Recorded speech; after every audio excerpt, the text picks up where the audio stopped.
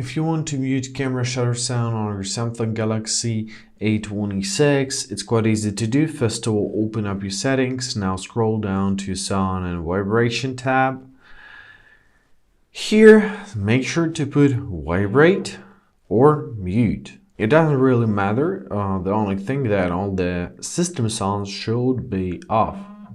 So choose any of that options. Now let's try and open up our camera and press on the shutter button. As you see, no sound is produced.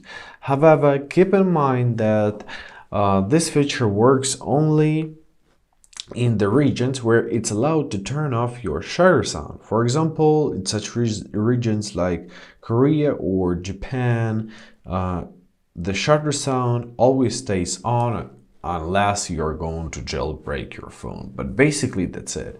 I hope this video was helpful. Thank you so much for watching. Have a great day and please consider subscribing to our channel.